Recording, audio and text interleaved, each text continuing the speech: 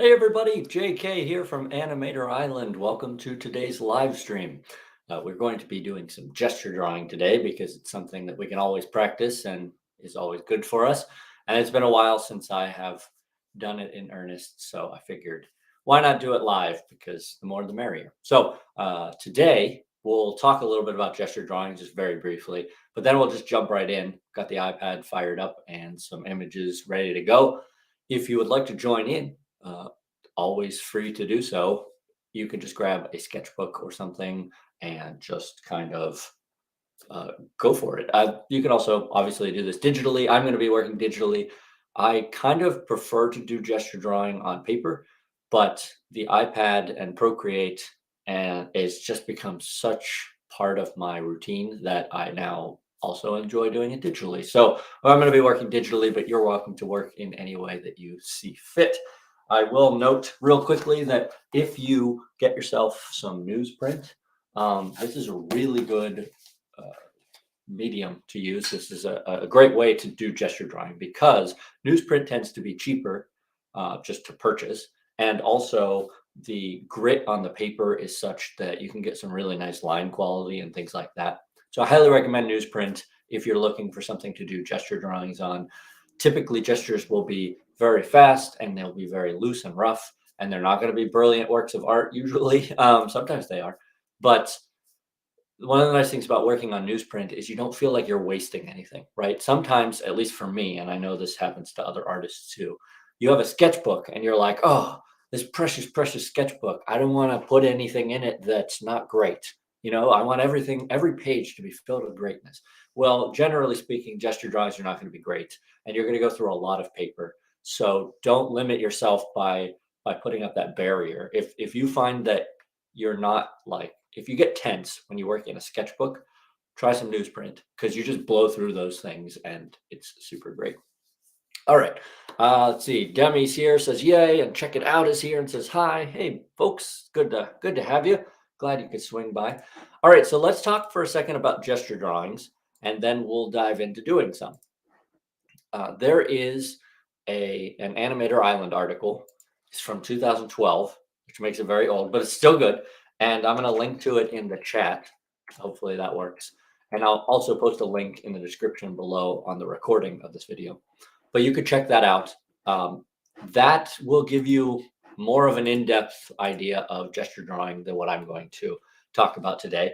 But if we look at that article, we have a bit of a definition for gesture drawing. Partway down, it says, a gesture drawing is usually a quick, often simple drawing that captures the essential feeling, energy, movement, action, or pose of the subject.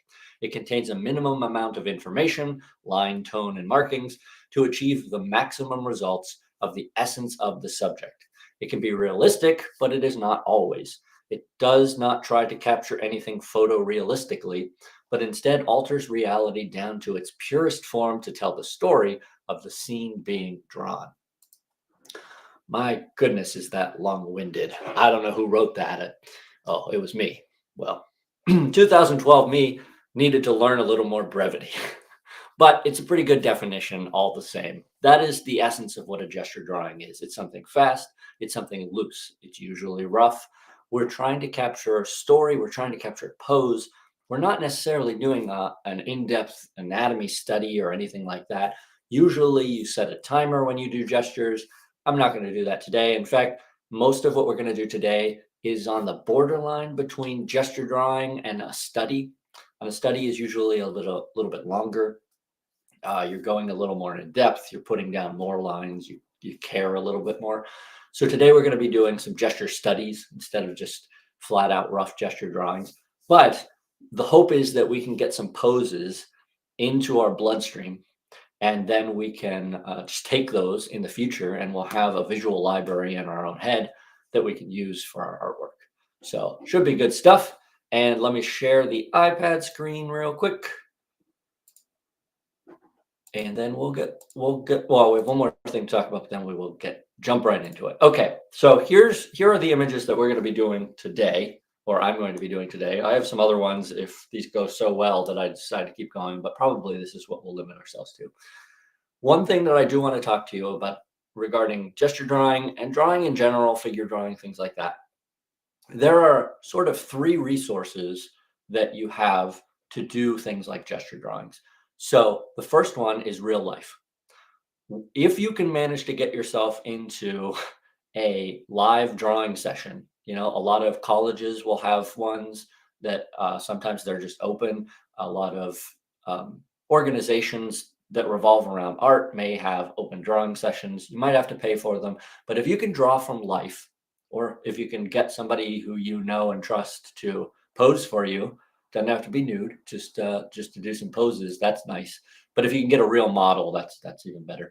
But if you can draw from life, do it. Draw from life, because you will have to solve problems in your own brain while you're drawing. It will dramatically increase your skill. Dramatically increase your skill. It might be very hard at first. You might get very frustrated. I still get frustrated, but you will get more out of a 2 or 3 hour drawing session live than you ever will trying to do it the other ways. The other ways, which are two and three of your resources that you have, is photos. That's like the second resource, and that would be next down on the list if you can. Photos work. You could certainly do that. If you can't get to a live drawing session, it's still worth doing gesture drawings and figure drawing from photos. But the problem with photos is that it flattens everything out.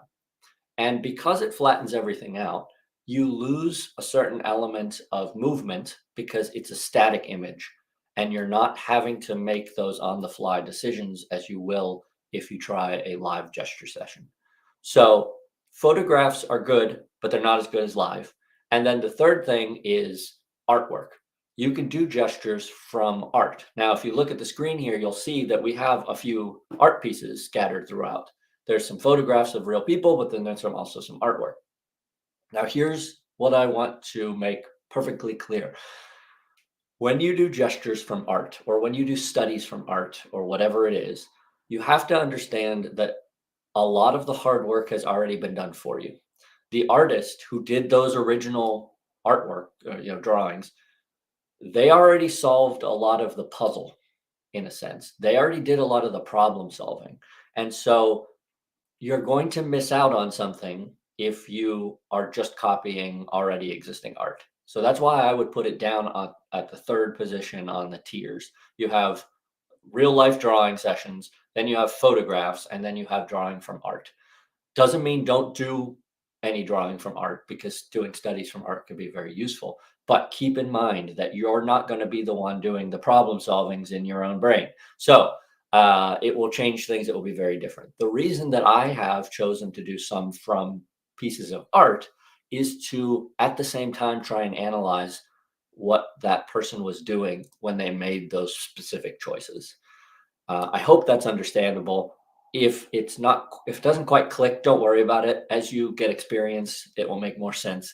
But this is kind of one of those cases of do as I say, not as I do, I guess, because the only reason I have artwork on here that we're going to do gestures from is because I have a little more experience doing both live sessions and drawing from photographs. So I've progressed to also doing some studies of art. I hope that makes sense. Okay. So with that out of the way, I think that's everything that we need to talk about. We can just dive in. Again, feel free to grab a sketchbook, get some newsprint if you have it on hand, or just open up your favorite piece of art software. There, if you like to use it, then you should use it. There's no real wrong answer there. There's a lot of great art software out there, but just open up your favorite one. All the better if it's not a subscription model, because you'll be paying for that for the rest of your life. But anyway, okay. So I'll let you guys decide if you want to draw along or if you just want to watch. I am probably mostly going to be relatively quiet during the stream because I'm going to be actually doing the drawing and analyzing things and stuff like that. So I will probably chime in now and then, but if I'm generally silent, that's why, because we're just going to kind of get into it. And again, I'm not going to set a certain time limit on these gestures. I'm just going to kind of draw them and we'll go from there. And I'll probably gibber as we go. Okay. All right.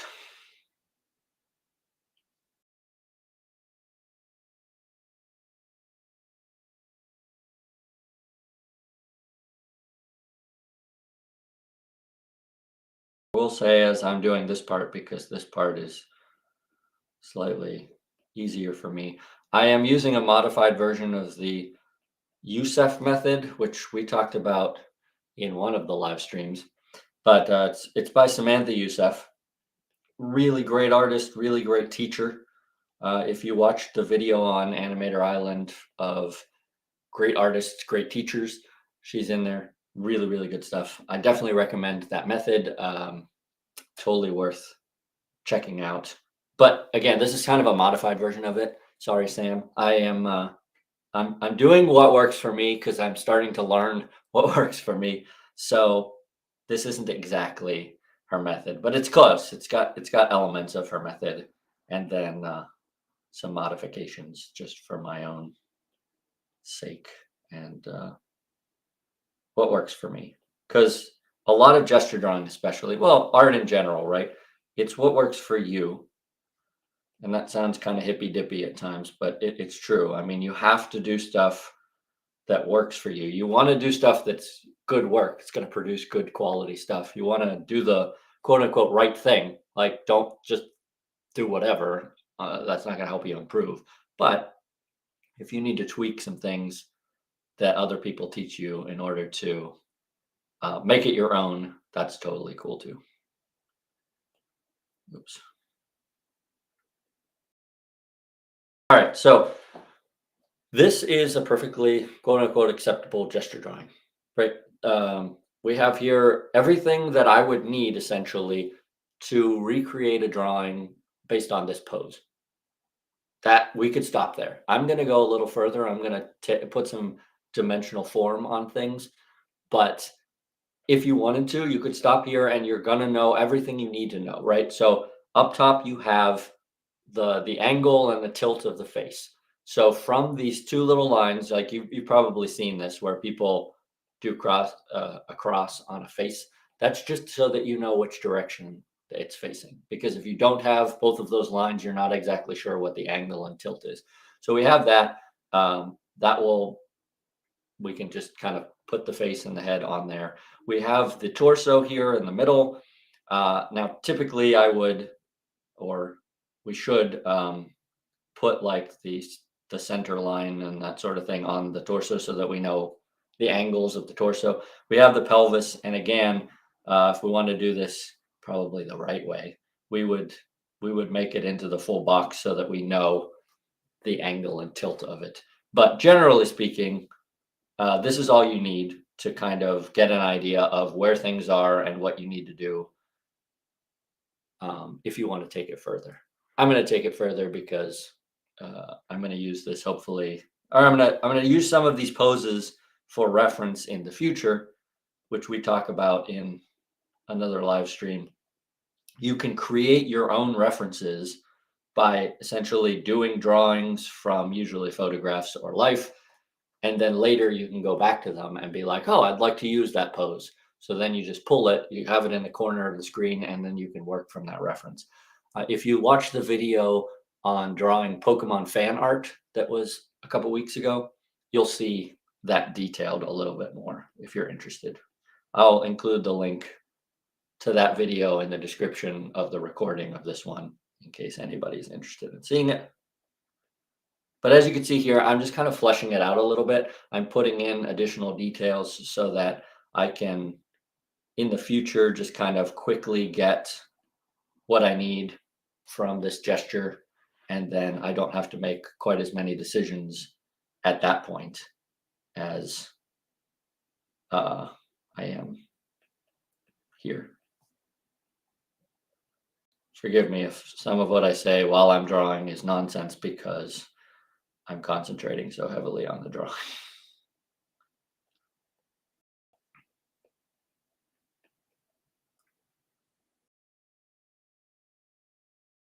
So one thing that, if you've been watching some of these live streams recently, you'll know that I have been working on changing my own style. After 30 years, I'm trying to move away from the comic book style that I used to do. So I've been analyzing stuff live, and we've been doing a bunch of really interesting things around here. But one thing that has come from that is that I'm recognizing that um, using more straight lines in places. So, for example, like this here, see how there's like a clear definition in the knee? It kind of goes over and then down. Having that sort of definition is something I really like. I like seeing it in other art and I like doing it. It's fun for me to do. So I've been trying to incorporate that a little bit more into my own work. And it may not always be necessarily anatomically correct, but I really like the look of it. I like the feel of it. And so I've been trying to vary that sort of thing in my own work as I go to reasonable amounts of success in places, I think.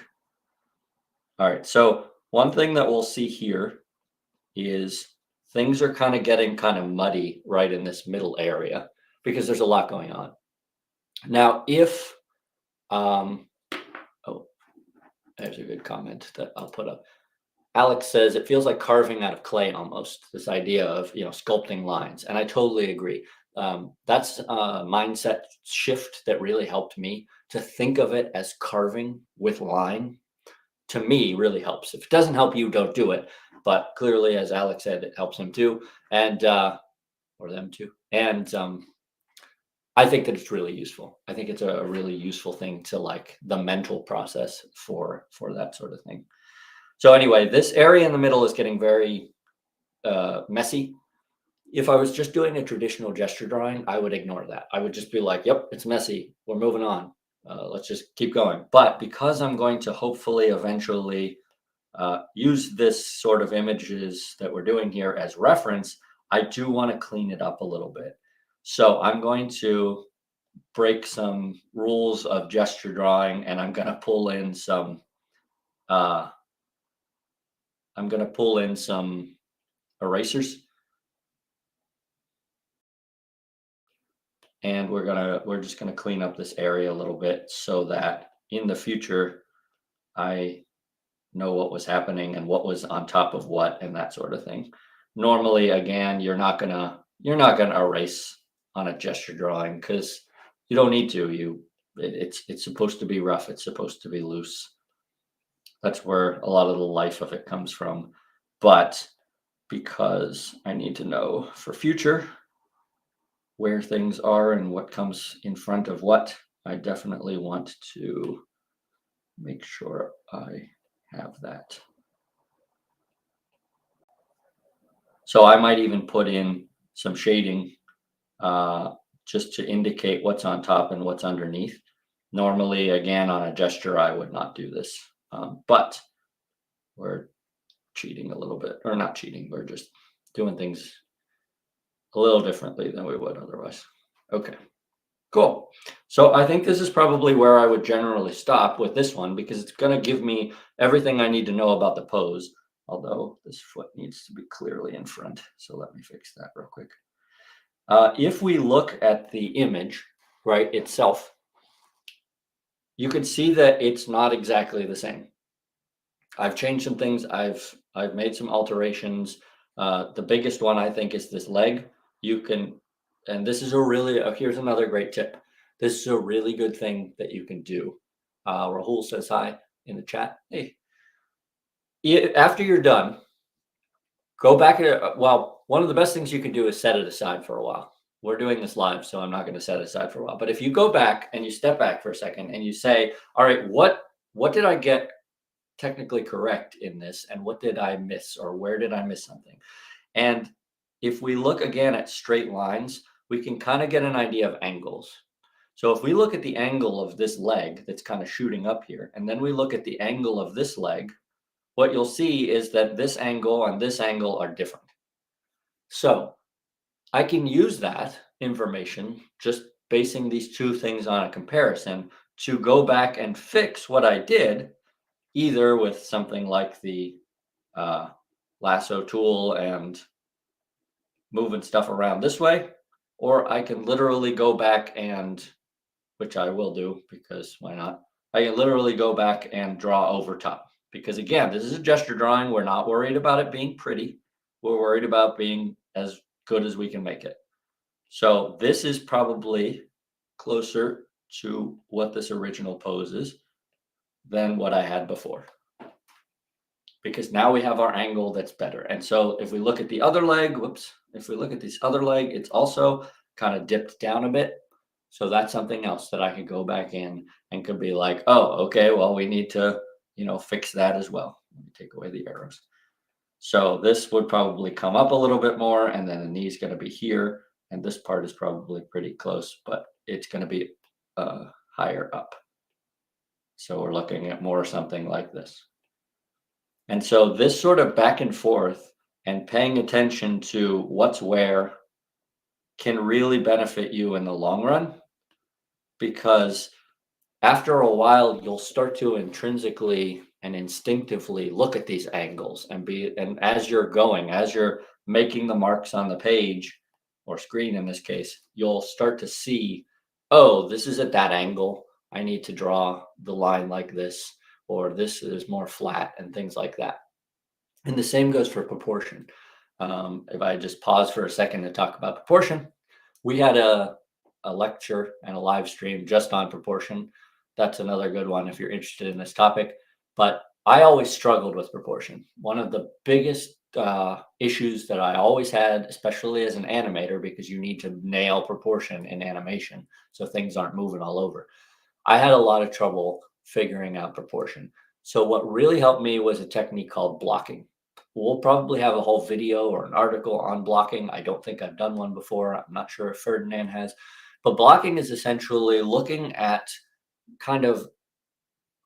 vaguely at things in order to see big shapes almost. So let me give you an example. If we look at this arm, we kind of have this line here. Actually, let me do this on another layer so that if we look at this line here, or this arm, we have basically that line there. If we look at this leg, we have basically this line here. If we were to somehow connect those two, we would wind up with a shape. There'd be a nice, lovely triangle. This is the shape we get. By analyzing this in this way, not really looking at the character itself, not looking at the details, but looking at these big shapes and these angles, we're practicing something called blocking. And when we practice blocking, what it does is it helps us know if we succeeded in other areas of our drawing and stuff. So if I transfer this exact triangle over, we can see that even though I went back and tried to fix that right leg, I didn't push it nearly as much as I could have, because it's not quite the same. And we also see that my arm is slightly inward. Now, I don't mind that much because I feel like that adds to that pose and that feeling. But this is a really useful thing to look at and to note. So when I learned about blocking, I did not like blocking. It was a chore. I had to do it with gritted teeth. It was just like anatomy. I don't like anatomy and I don't like perspective, but these are things that are important. So I just stuck with it. And before I knew it, I really enjoyed blocking all of a sudden. And now I love doing it. Like I'll sit there and just do it for fun. And that's weird because,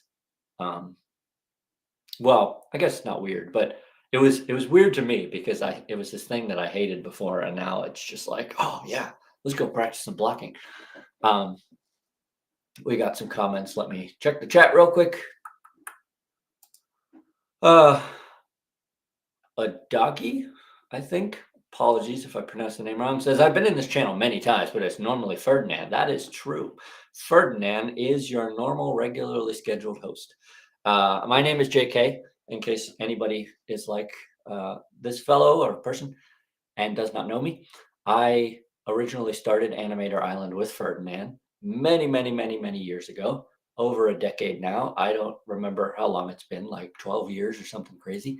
And then I went away for a while and Ferdinand took over completely, ran things in a beautiful way, made things big and exciting and interesting. And I've popped in here and there, but I've been trying to do things a lot more lately because I feel like, well, I started it with him and I don't want to abandon him with it. And I know that he's very busy. So it's helped everybody, I think, for me to jump in as well. So hopefully you'll see me a lot more around on the live streams and things. But Ferdinand's not going anywhere. He's still working hard in Animator Island, and he's still basically the head honcho. So definitely check out his live streams that are probably going to be coming soon too. But if you see me around, that's why. Okay, checking chat some more. Okay, also a doggy, a doggy says, talking about proportion and coming from a traditional background here, I used to draw standing in the middle of a class. Keeping a distance from the drawing helps a lot. Agreed. There's a reason if you've ever seen kind of like it's almost cliche now. Well, where artists will like stand back and put their thumb in the air and they'll like move around and look at things. If you can do that, and that's the beauty of a live drawing session, because you can look at all the different angles and you can get a really idea of the structure of whatever you're drawing. If you can do that, that's great. And I definitely agree. That's the way to do it. That is a good thing to do. Keep it up because that is really good stuff.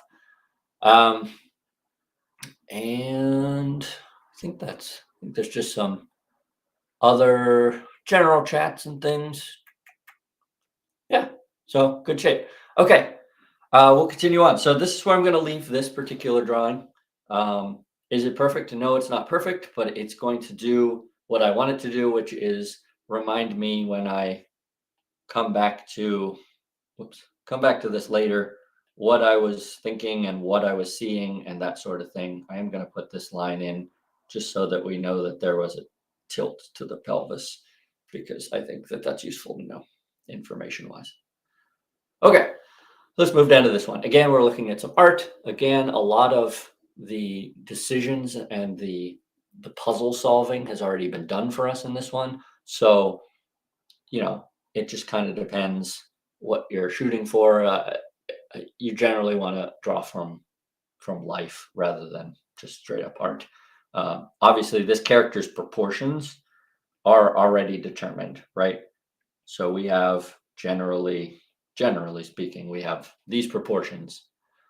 They're already solved for us. We don't have to decide on our own proportions and stuff.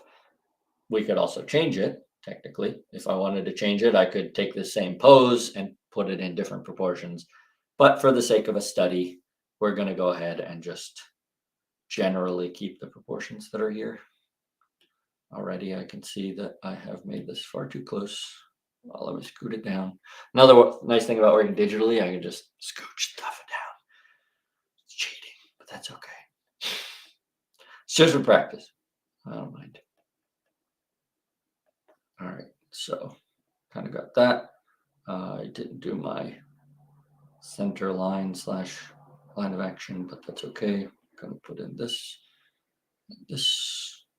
So erase that real quick. Okay. I really like this shape that they've gotten in here. Like that's a nice shape. And it's actually got that curve versus kind of a straight on the other side. This is a really nicely done piece of art. I dig it. All right.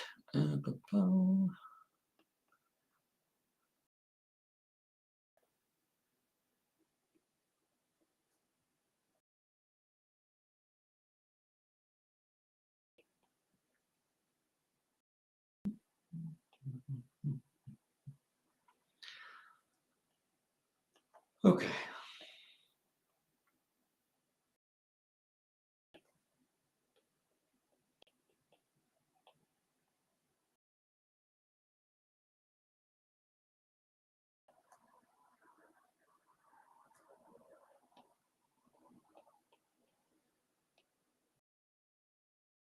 And if anybody has any questions or anything about all this stuff that we're talking about or comments, feel free to post it in the chat. I will look up every once in a while, hopefully, and chat back. This one, so for me, this one is not going well at all, which will happen because it's gesture drawing. So I have two options at this point. I can start over, or I can try and fuss with this one until it's better. I am clearly fussing here, and just so here's what this is going through my head. I was like, I could do either of these things. I'm gonna tell, like, I didn't think this in my head, but I thought, like, it ran through my head that I thought, no, I'll just tell them I'm gonna fuss with it because we're gonna move on. But as I was thinking that, I also was thinking, no, that's stupid. Don't do that. So I am going to start over. This is ugly and terrible, and I don't like it. So we are going to get rid of it. I'm going to start over with this one because it just didn't work, and that's okay. Actually, I'll tell you what I'm actually going to do is I'm going to kind of shrink this down and move it over, and then I'm going to start over. I'm going to leave it because if I was working traditionally, that would still be there. I would still have this remnant of a bad thing that I did, and I would rather have that bad thing there so that I have it for future because um, I'll learn more from it in that sense than I will if I don't. So I'm keeping it there. I will learn my lessons from it, even though I hate it and it makes me sad that I messed up and didn't do it well. That's art. It just doesn't always go the way you hope it will. So, oh well. Okay. Already, I feel like this one is coming along a little bit better than the last one was. But that's what it takes sometimes. Sometimes you just gotta start over, and that's okay.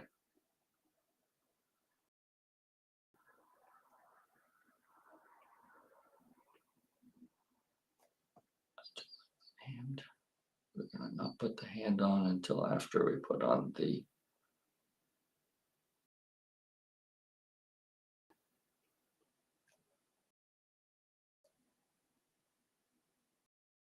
I think another thing that's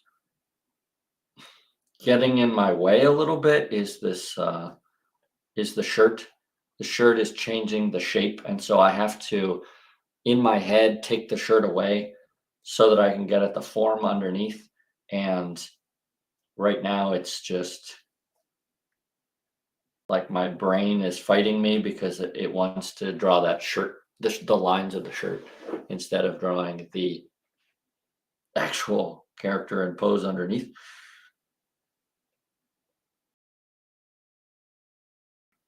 No excuses, just my reasoning. Okay, I think this one is definitely going far better than that last one was. I can also see this shape and this shape are similar, but mine is not quite right. This leg actually should be out further. So we're going to fix that.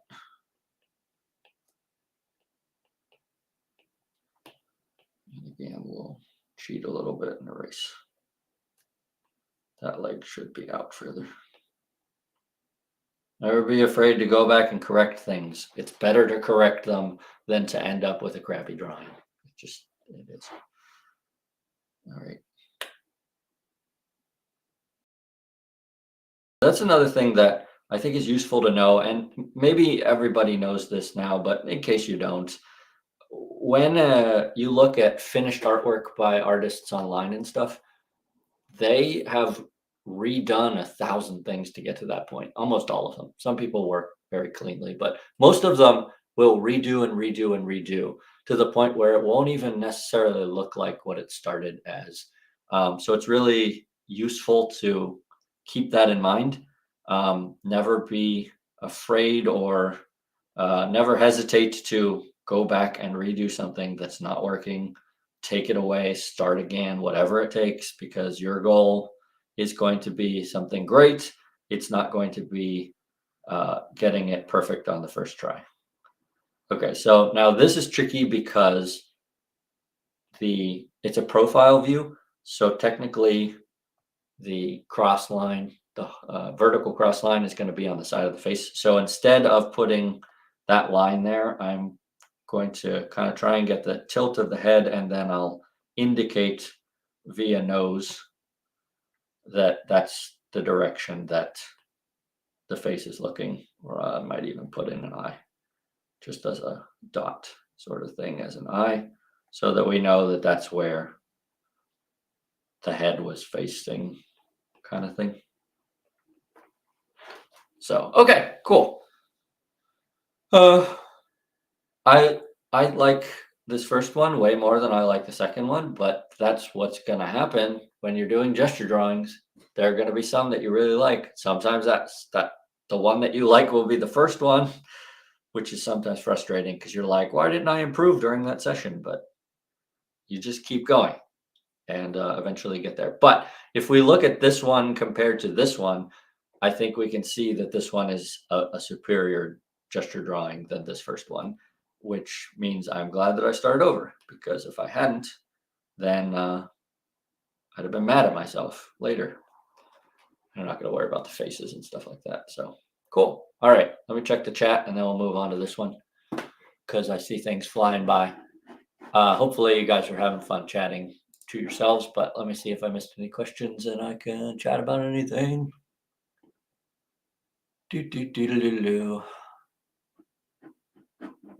Alex says, I used to think those digital tricks were cheating, but then I remember my art teacher would literally cut up paper around and slap tracing paper on top and redraw, same thing.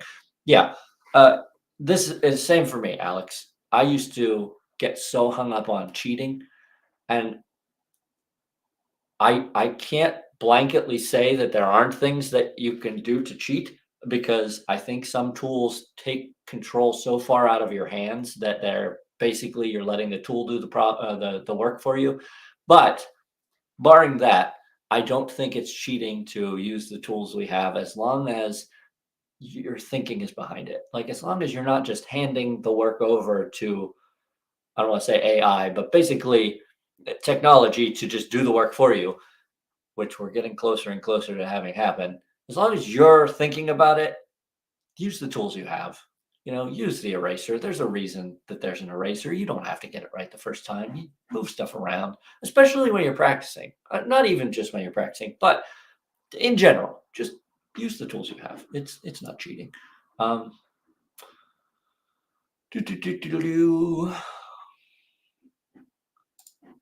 Adagi says, traditional pen, still tools. It's in the hands, eyes, and heart what makes art. Yes, agreed.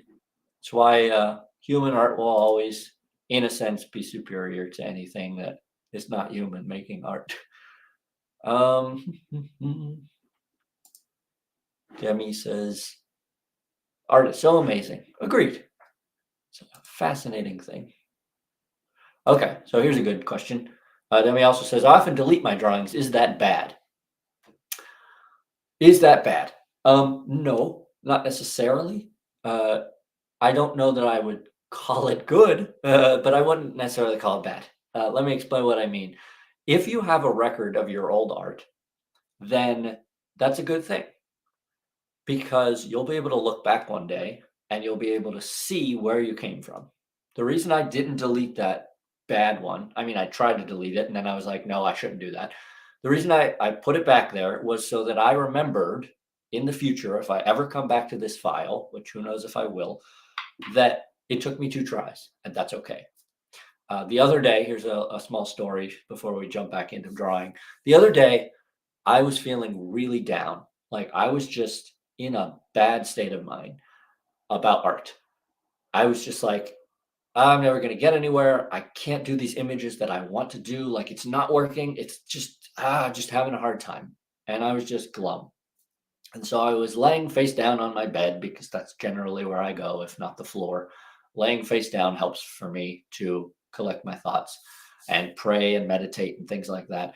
And what I realized was, okay, first of all, it's time to get up off the bed. And I thought, I have some old notebooks, sketchbooks in the closet. It's actually that closet right there. I can go grab them now. Might as well while I'm chatting. I have these closet full of sketchbooks. I mean, a lot of them. I'll only grab a couple, but I got a lot of them. Closet full of sketchbooks. Like, this whole closet has this giant shelf just full of sketchbooks. This one is called Number 6, June 2012. If we flip open Number 6, June 2012, we will see some gesture drawings, because I was doing gesture drawings in here. And when I flipped through this book, what I realized was, oh my gosh, I have come a tremendously long way in the past 10 years. There's some stuff in here that's not terrible, but there is some stuff in here that is terrible, right? I mean, it's just not good quality art. Now, it's probably about the best I could have done back then, but it's nowhere near what I can do now. And as a result, I was able to go into this closet, go into these old sketchbooks, look at work that I didn't delete, I didn't throw away, and say to myself, you have made progress. Keep going. And that kind of self encouragement pulled me out of that funk. I took a deep breath, I opened up the iPad, and I started doing some work again. So, long answer to a very simple question. Is it bad to delete drawings? No, but there's a lot of good that can come from not deleting them. There's a lot of good because one day you may go back and be like, wow, I've really come a long way. Or something may spark an idea for future. Like sometimes I go back and redo old art, and I find that very interesting because I'm able to make new decisions, and it's really useful. So I think hang on to that old art. Not maybe not all of it, but think about it. Okay, sorry. Going through the rest of the chat. I'll try and go quickly so we can get back to drawing. Drawing adult. Oh, that's interesting. Okay. A doggy says, if there's some drawing I don't like, but I want to improve it, I just leave it for a while till I'm not mad at it anymore. That's really fun. Yeah, I understand that feeling. Interestingly, for me, it's almost the opposite. Usually, what happens to me is I'll do a drawing that I really like, and I'll be like, "Oh, look at that! I'm doing great." And then I'll set it aside, and the next day I come back and I'm like, "What is this? Oh, it's trash." So I'll end up hating it more after the fact, probably because I start to see the flaws. But one thing that I've changed recently is then I'll go back and try and fix the things that I see that I don't like. I usually save two versions because you don't want to, again, you don't want to delete what you already did, but I'll go back and try again and I'll be able to tweak some things. And then I end up not being mad at it because it's better. But I understand what you mean by setting it aside and then maybe it's less frustrating.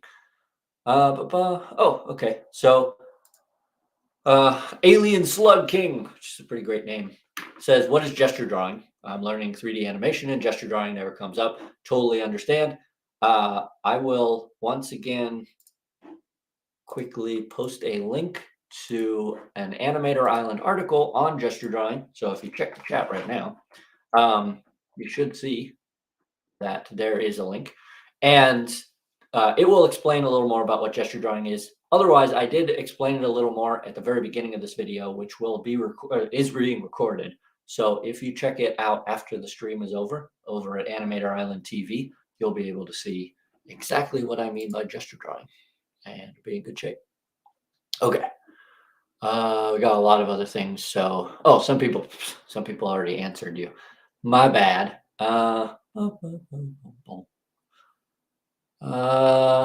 People are talking about AI and don't talk about AI, and I agree. I'm not going to talk about AI because I'll start rambling. Yeah.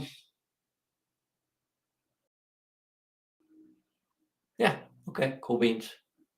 I think we've pretty much caught up. So now we can get back to some drawing action. All right. So now we have a photograph. So we've moved on past the already decided for you art gestures, and now we're talking about a photograph. Now this photograph has some lines already on it, which I find helpful sometimes.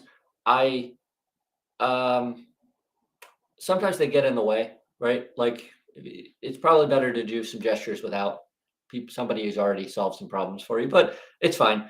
I like this pose, and I appreciated that the person was trying to solve some problems with the line. I'm not sure if I agree with some of these lines, like this line that kind of goes straight down here. I don't understand what exactly that is. It's not the line of action slash main line, because the main line in this pose is, well, either it goes straight down basically into this point because that's the anchor point. But if you wanted to not have it be that one, you would probably make the main line something like this. So I don't know what this weird straight line that they put in there was. I'm going to ignore it. They were probably making a point or something. But you can see here that they've shown the angle of the shoulders and they've shown the angle of the pelvis, and that's really good stuff. That's part of the Youssef method that we were talking about. So I mean, it's on there already, so I'm gonna go ahead and basically copy that because it's correct. And then again, we'll put in the underline. All right, so now because we're working from a photograph, it's not quite as clear where the torso is. Maybe not necessarily where the pelvis is. Oh, this one is a little easier to tell where the pelvis is. But this is where decision making comes into play. You have to decide what proportions you're going to be working with. You have to decide where things are going to go and what you're going to do here. And so it becomes a lot more problem solving than it would be if you're working strictly from uh, a piece of art that's already done. So we have something like this in this pose. And then we would come down here with a leg, and then the other leg's going to come over here with a knee and come down to here. And this one comes all the way down to here. And then because this character is sitting, we need to kind of make note of that. So I'm going to put this spot in, and then I'm going to put this edge of this box too, because this box is important to this pose, especially with the hand and everything. Like, this ends up being pretty important to our pose. So we're going to include this box in our drawing. We don't even have to include the whole box because we can get an idea of where that box is by just doing these lines. Like, I don't have to fill in this bottom of the box, but just having this is going to help us to know that she was sitting on something, so that later when we go back, we're like, oh, I see what was happening there, and that sort of thing. Again, we have profiles, so we will just add nose, maybe eyeball. Oops. And then technically the neck's going to come back here, which means this needs to probably come there. Okay, good deal. And then we can add in details and flesh it out a little bit more, or we don't have to, but in this case, I'm going to. So as I can see here, this, I messed up, right? This is not correct.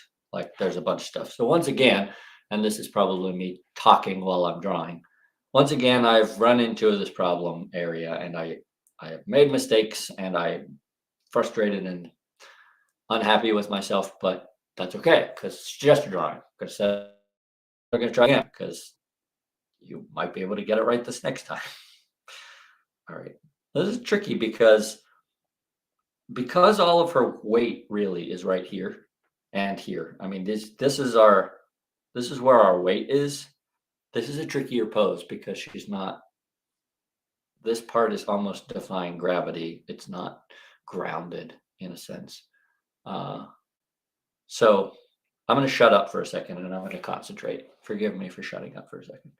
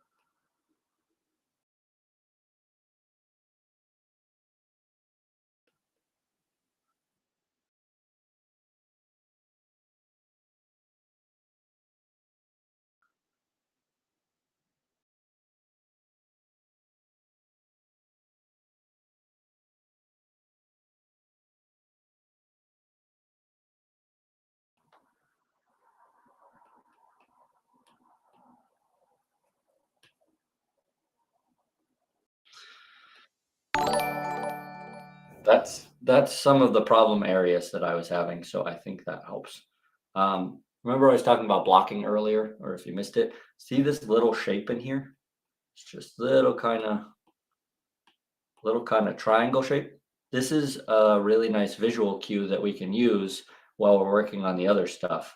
And if we put in that shape first and then kind of build around it, I think it can help us to get what we're shooting for here.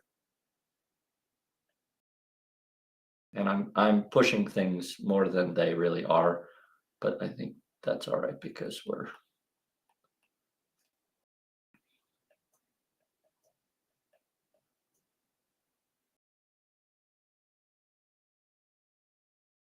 okay. Much better than where we were before. That was a mess. Foot's a mess, but that's okay. We're leaving it. Let it go. Um,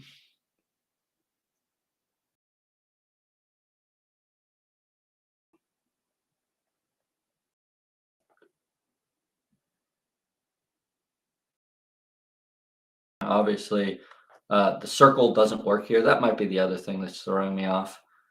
I should not have just used the circle for the face because it's in profile and you're gonna get it's a lot harder to you need almost that full skull shape. I think that's another thing that was throwing me off a little bit. This proportions are wonky, but it's all right. The idea down.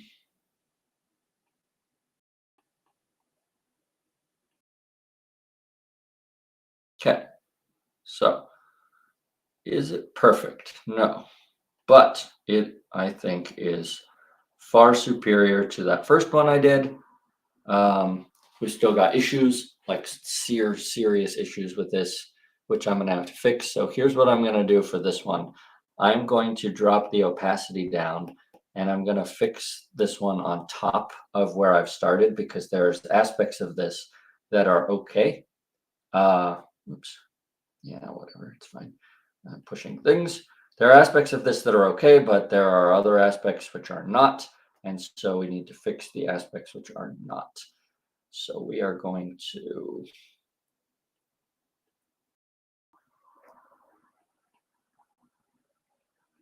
kind of do that over top because I think that will help us to finish this and we can move on to the next one.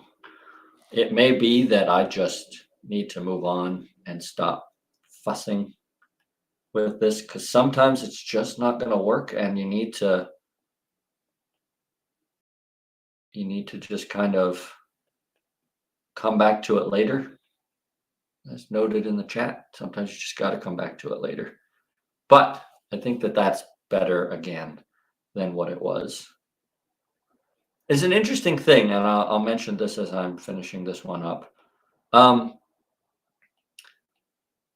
I don't know. I don't know if any of you have had the opportunity to kind of do this sort of thing live. This idea of doing your drawings live or teaching it or anything like that. But an interesting thing happens because sometimes, because it's art, you fail at it, and to fail publicly is a very difficult thing, right? Like there's part of me that's like, why aren't you doing this right? There's people watching. You can't just screw up like that. Like that's just be part of being a human being. Um, I don't I don't even really necessarily care what you guys think of me. Sorry, but that's in the back of my head there, right? It's just what happens. But you kind of got to get over it, and and I think that this sort of thing helps you get over it because go fail in public some of the time. You'll find out that you don't die. You're fine. Life goes on, and maybe everybody can learn from it. So whatever. Um, so this one, well, it's better than it was, but this one is sort of a failure to me in a way. Well, it's better than it was. It's not as bad as I thought it was. I'll come back tomorrow and hate it, but it turned out okay. It turned out okay. I could I could sort of cheat a little bit. Um, I found this new really fun way of almost, and I don't want to, I shouldn't call it cheating, but um, if you add in some like thicker and brushier lines in places, sometimes you can like almost distract from the things that you got wrong, which Yeah, it's not really cheating, but it's like this way to push up the pose from where it was. But I'm just messing things up at this point, so I'm gonna take those out and I'm gonna leave it alone. We're moving on, folks. We're moving on. I'm going to. I think I'm just gonna. Do I want to merge these? How do I want to do this? I'm going to duplicate these. Group that, duplicate it, hide that one, and then merge these.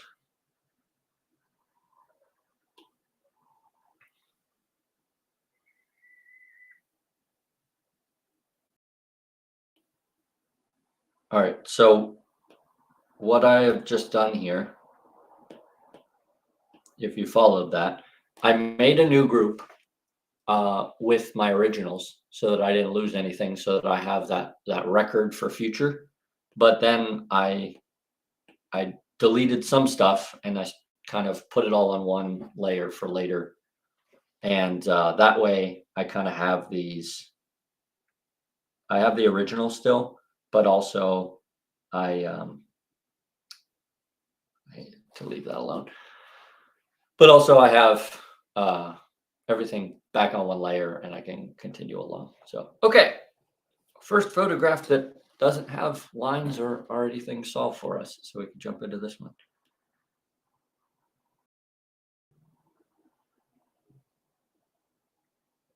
Now this is obviously tricky because we have this guitar and also it's another sitting pose. So our line of action slash main line is going to end right there essentially. And then we have to kind of come off of that main line for our other things. Slide's gonna come down out of here, kind of kicked up. And guitar is gonna be here. It's kind of an important element, so I'm gonna get that in so that I can build off of the guitar because a lot of this pose is based around that guitar. And it's probably not the right size, but that's okay. We can mess with that later.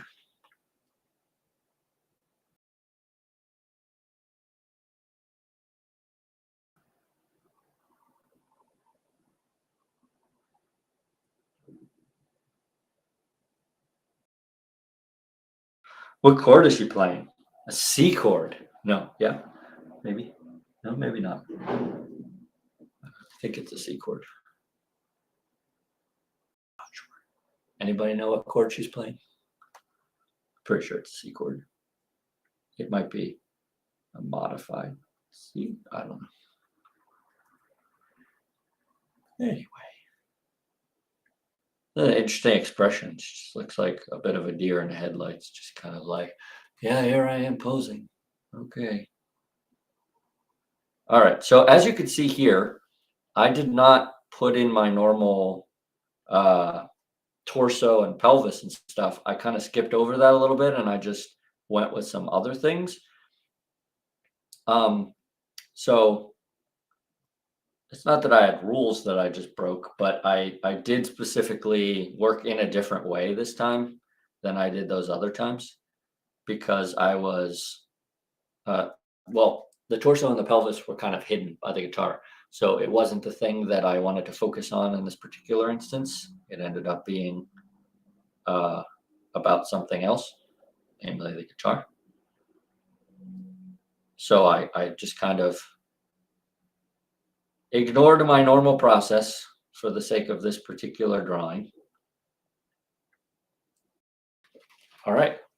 So as a gesture drawing, I rather like this one. It feels looser. It feels better to me. But this one is almost useless to me as a reference because I haven't fleshed it out at all. And I'm not sure that I would later be able to go back and look at this and be like, I know exactly what's going on.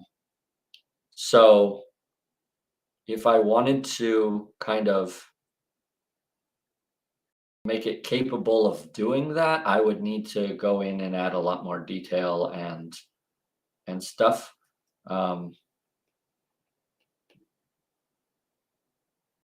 Which I will do briefly, but I think mostly I'm going to move along to the next one. Because I think if I'm ever going to want to do a pose like this, I'm going to probably go get some new reference and sit down and really study it and make sure that it's right. Because especially when you have a person doing, how do I put this? When you have a character doing something professional, right? Like a guitar player or a pole vaulter or a dancer. Interestingly, there's an old Animator Island article that Ferdinand did on looking at the difference between professional dancers and amateur dancers. And you can see the difference. Like it's astounding how much difference there is, especially once your eye is a little more trained. But when you are doing an image of someone who knows what they're doing, essentially, who has a skill, you want the best possible reference possible, best possible possible. You want to go find great reference, somebody who really knows their stuff, because anybody who also knows their stuff is going to tell the difference between somebody who's faking it and somebody who really knows what they're talking about and what they're doing. Very well, in the very beginning of this live stream, I mentioned that if you can find a life drawing session with a live model who actually is a model, it's going to be better than just asking your friend or spouse or whatever to pose for you, because they don't. It's a whole skill. Modeling is a skill, and so if you can find somebody who does it professionally, they're going to do a better job, and you're going to have better reference to work with. That doesn't mean you can't draw from somebody who isn't a professional model, but there is a big difference. So if I was going to do a drawing, all that being said, of somebody playing the guitar, I would want to make sure that I got a bunch of reference for somebody playing the guitar, that that person wasn't just holding a guitar and pretending, that they knew what they were doing. And then that's what I would do to do a finished piece of art or a drawing or animation based on somebody who was playing the guitar. So for the sake of this exercise, I'm going to leave this one as is. I like how it turned out. I think that it worked out pretty well. I think I got my blocking and my proportions pretty decently, and we got our angles in the right place, so that's a good deal. But then we're going to move on to the next one. I've only gotten 4 here, and we've already been at this an hour. Oh man! So I'll probably here's what I'm going to do. I'm going to run through some of the chat real quick, respond to some stuff, and then we're going to kind of power through the rest of these, and maybe not. I'll yammer on a little bit less. All right, let's see. Oh, we don't have a ton of chat, so that's okay. All right.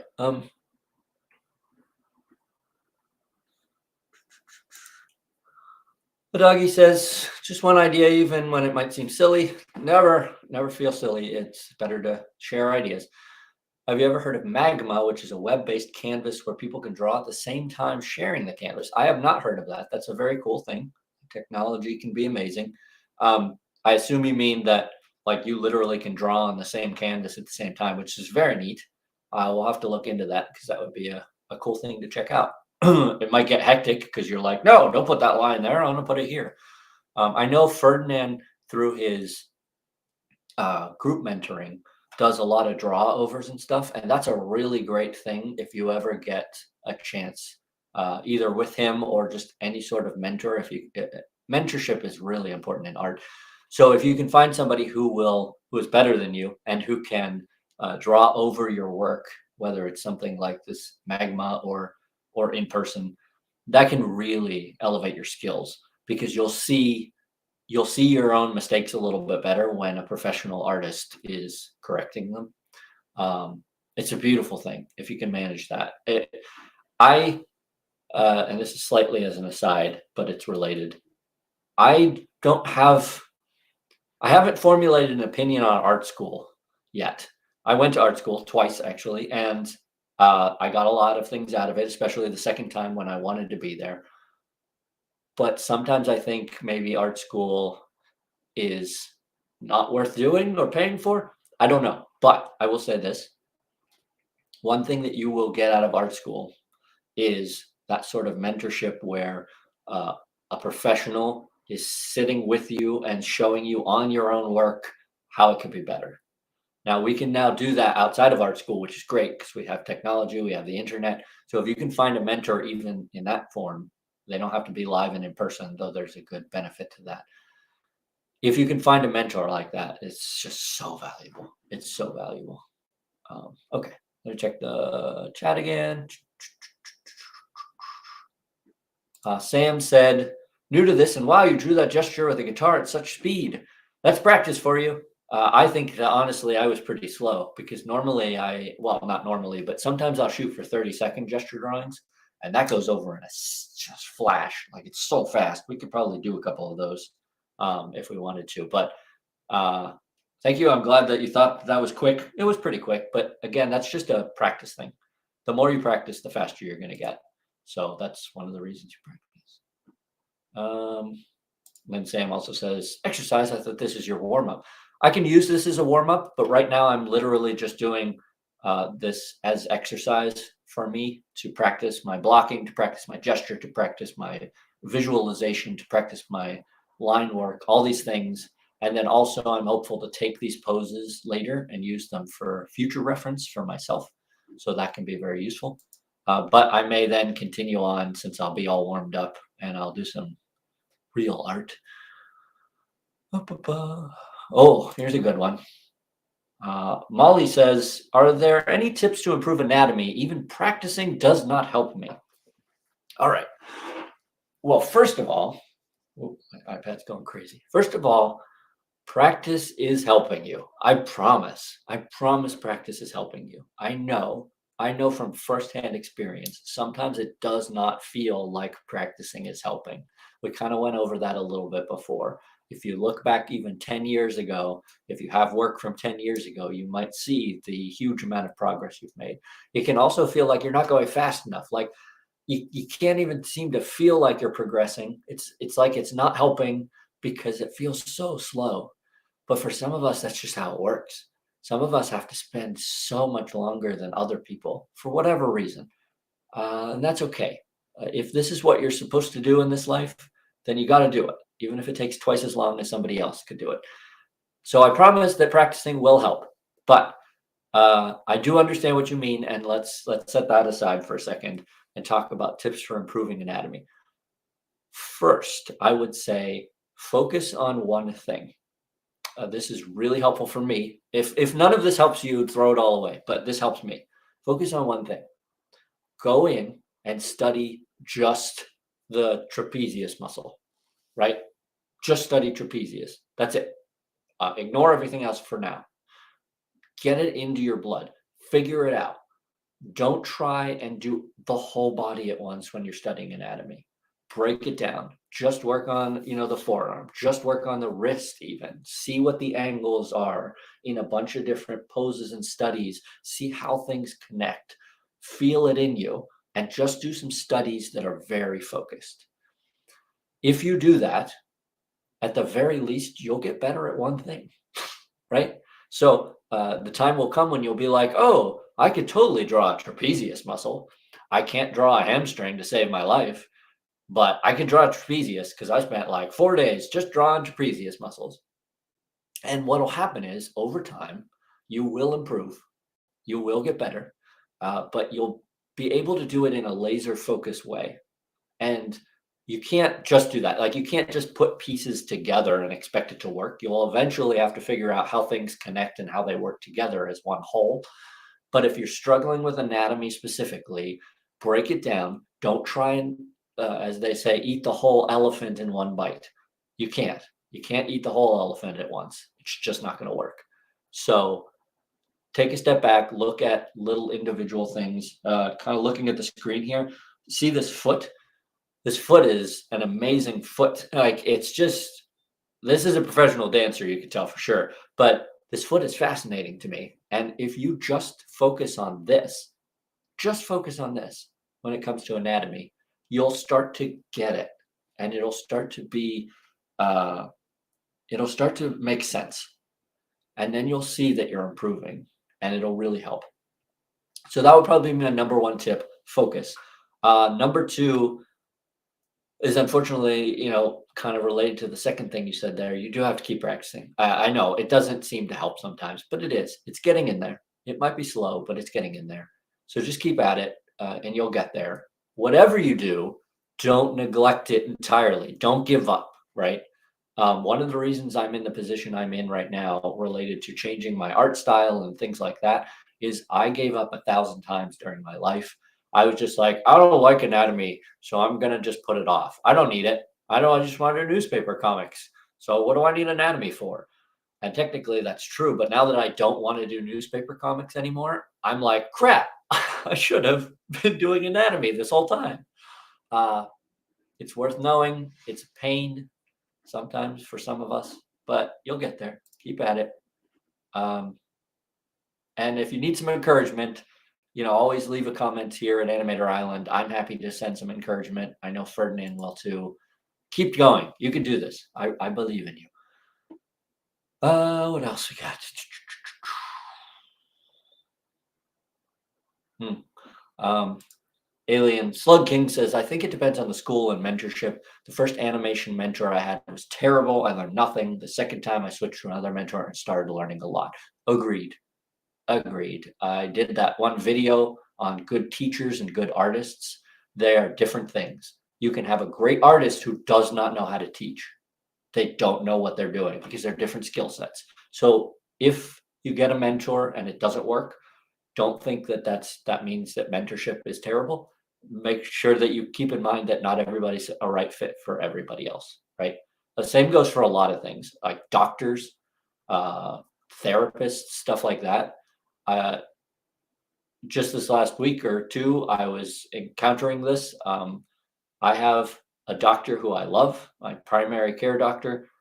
He has a partner that his style just doesn't work for me. And so if my doctor is not available, I will wait for him to become available because his style is what I need out of a doctor. Whereas somebody else's style is not what I need. It's not the right fit. But for somebody else, it might be the right fit. So, Alien, that first mentor you had may have been a bad mentor, but also it might be that their style just didn't suit you. Their style of teaching, I mean, not art, but their style of teaching may not have suited you. So I wouldn't write off that mentor entirely, but it's also possible that they were just not a good teacher because sometimes that happens. Okay, cool. That brings us up to date with the chat. Okay, it's my time 11:12.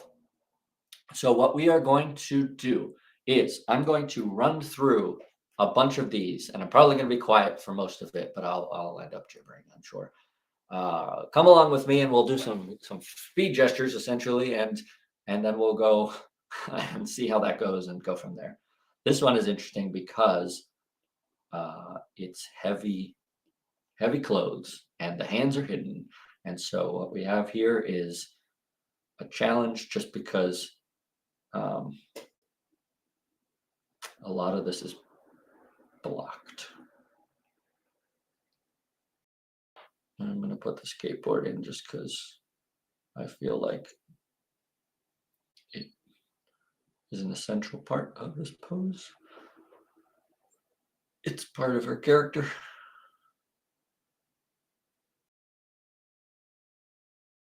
And I think I'm going to put the scarf in because it's also almost an essential part of this character. I don't have to go crazy with it, but I think that it's helpful.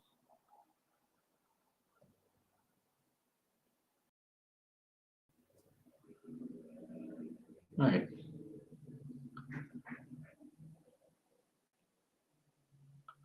So in this instance, again, I'm going to leave it rough because for me, what I've captured here captures what it is that I might put in the pockets so that we could see that the hands are kind of in those pockets. But this to me captures this image rather well, I think, anyway.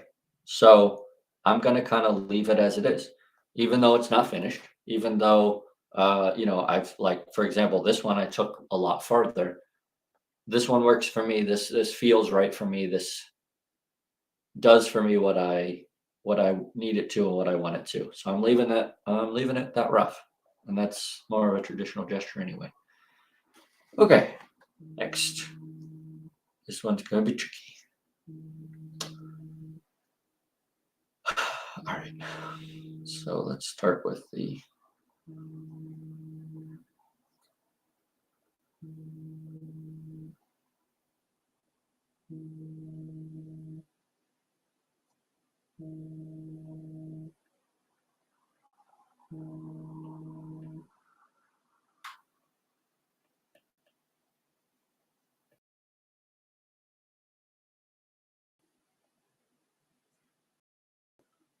this pose is very flowy and nice. And so I'm going to be a lot looser and rougher with it. Need to shrink it because we've run out of room. This is a very extended pose, but it's lovely. My gosh, the flow and the lines on this piece are just, on the pose, are just so nice. So pleasant. Oops.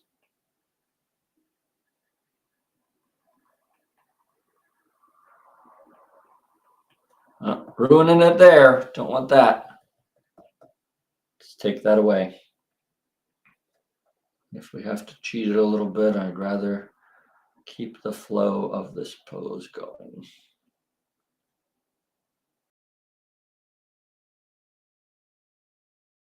Oh, it's just so pretty. This is the sort of pose that makes me love gesture drawing. Like, it's just such a joy to work with these smooth flowing lines and these shapes and this just elegance.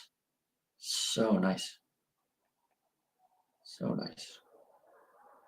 And it's, my version can't compete with the elegance of this pose, but that's okay.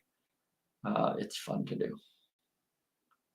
I don't always have fun doing art, but sometimes it clicks and you just are like, oh, look at that line and look at that. And so nice.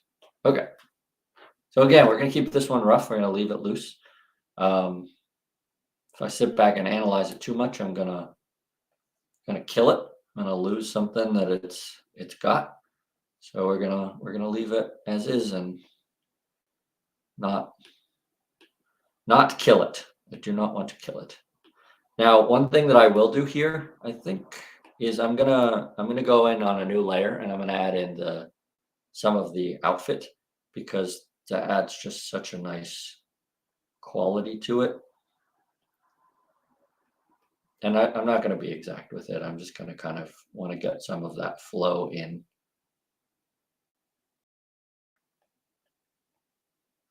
Because it's so lovely.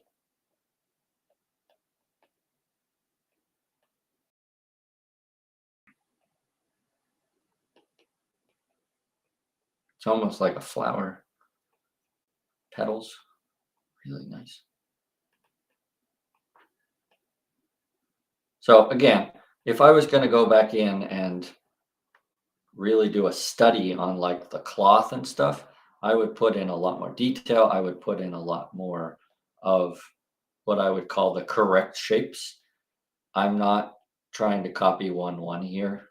I'm trying to get that feeling of that flow and that puffiness and that looseness and just the lovely quality. Okay, I don't want to overwork it because that's what will happen if I keep doing this, even though I'm enjoying it. So I'll leave it at that. But I just really like that, the flow of that dress. This is the sort of pose and piece that I would want to go back in and just spend a long time on. It would just be fun. All right, do I want to copy that down or do I want to do this new group thing again? I'm just going to copy it down. That's fine. Okay, got another professional dancer and some very flowy, lovely piece. So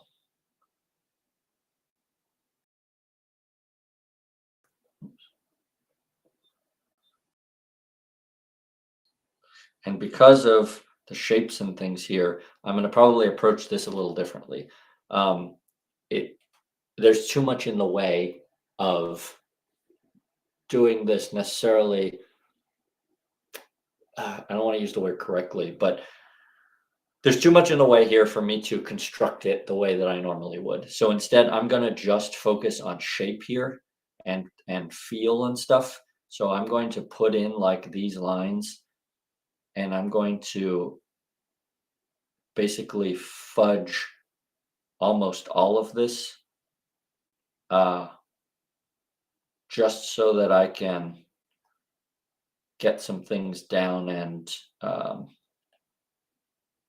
capture the essence of this. You know, earlier we talked about that part of figured or the part of gesture drawing is it's about essence. It's about what does this feel like? What's the story here, or what's the feeling?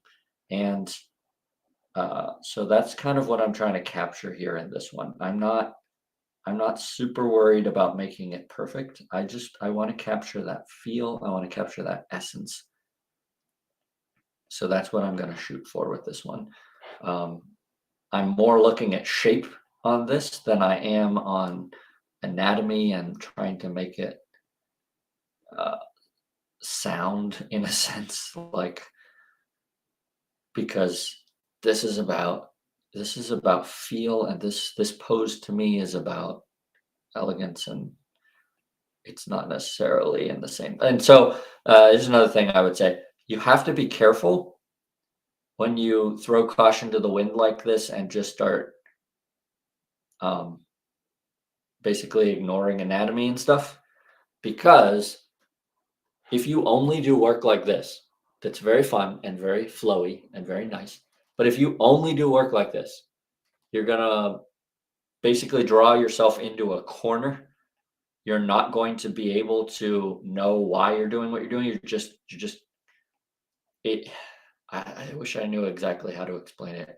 Um, you don't want to only do stuff like this. That's the best way I think I can put it. It's okay to do this some of the time, but if you only do stuff like this, it's going to come back to bite you later, because you will not have practiced your anatomy. You will not have practiced the important things that you need in order to become better at art in general. You just have to be careful. Now, in this case, I'm going to put in some simple shading because to me, that shading is beautiful and it adds a lot to this piece.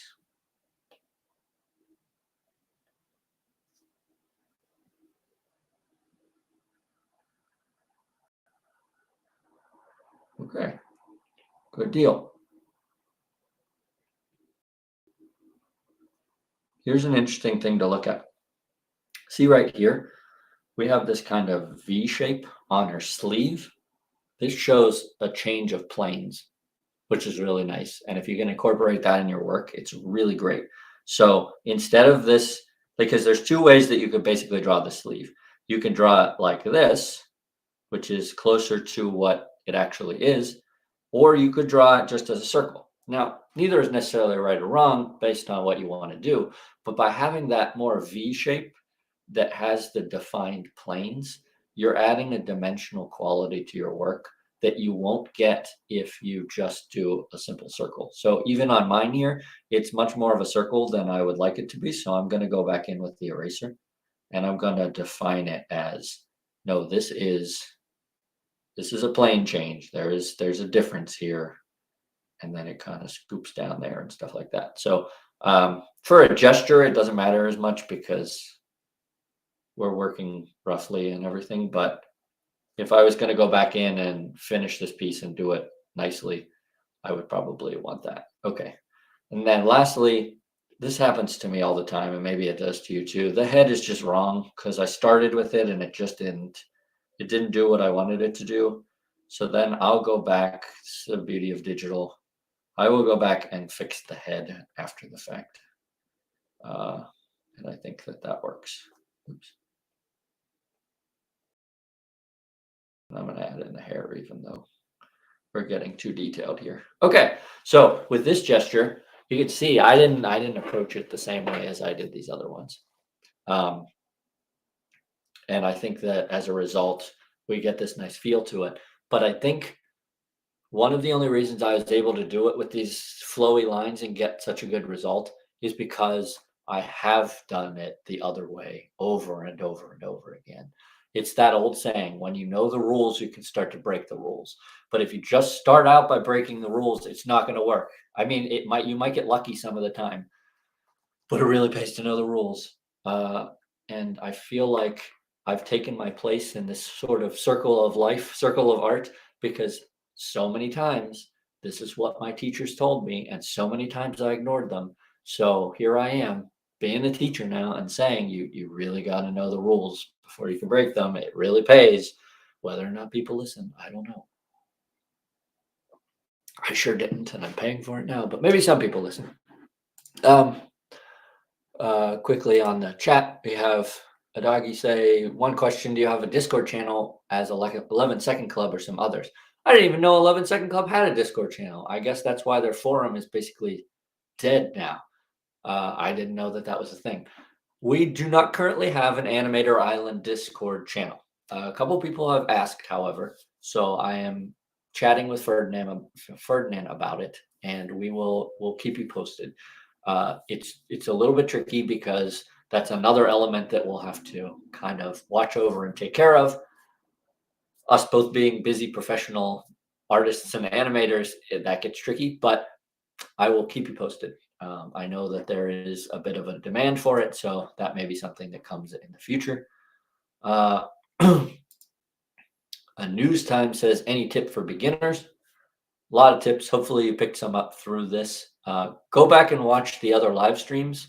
That would be my biggest tip because you'll pick up tips from there. The other thing I would say, here's the best tip for beginners that I can give you. Write things down. I know that's a weird thing to say for an art tip. Like, what? I need something more practical. No, this is the most practical tip you may ever get. Write stuff down. If something someone says clicks with you in your brain, jot it down somewhere. I have a sketchbook that is just notes. Like, and I don't think it's sitting next to me right now, but I have a sketchbook that is 100% notes. There's no drawings in it. There might be some little sketches to explain what I was trying to note, but I just have a sketchbook full of notes. And sometimes I'll just go and I'll read through them. I have a handmade sort of book. I got it spiral bound, but it's just notes that I have found. Like, it's notes and tutorials from professional artists that I've found online, and I've been given from mentors and things. And so this little red fake book is something that I've created for myself so that I can go in and I could just look at notes and be like, oh yeah, I should remember that. Oh yeah, I should remember that. That's a good point. I need to remember that. And that can be really useful. So especially if you're a beginner, don't assume you're going to remember everything. Write it down. Um, and then watch things like videos like this one, watch live streams, things like that. Take what you can from it and then ignore the other stuff, because almost it's probable that there will be no teacher that you find who is going to be perfect. Because we're human beings. Only one that I know of was ever perfect. And so sometimes when you're watching a teacher do something, you'll gain something from it, but then something else maybe won't be useful. I call it spitting out the bones. So you take what you can and then you spit out the bones. You let go of the stuff that's not right, or just not helpful. So when you're taking notes, take the notes of the things that are going to be useful and then just kind of let the rest go. The doggy says, courage and practice. Say that myself every day. Agreed. It's a good mantra. Courage and practice. And then Sam says, since I'm new to drawing and like animation, especially with 2D, I'm not good in gesture drawing stuff. I just do some floor sex, which I imagine is flower sex. And even with that, I'm not good at it. I really do gesture. Yes. So when we are new to anything, uh, Sam continues drawing, but I'm not satisfied with it. When we are new to anything, we're not going to be good at it. We may get lucky and be better at it than some other people who are starting out, but nobody's going to be good at it because we're not born good at stuff. We get good at stuff, right?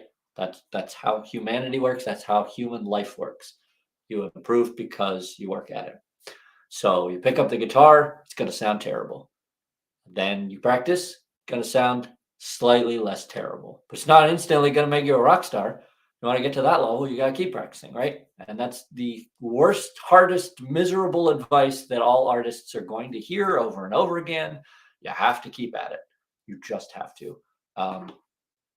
Try and have some fun with it now and then, at least, basically do hard work, practice, but then also go do some stuff that's fun too. Don't just do the fun stuff and don't just do the hard stuff. Maybe, I mean, if you can manage to grit your way through just the hard stuff, I guess you could just do the hard stuff. But I feel like you'll miss something if you don't have some fun too. And that's something for me. I missed it. Like most of my career, I did not enjoy art because I didn't have any fun. I was just doing this. It was just work to me. And so just now, this past year, past couple months even, is when I've started to have fun.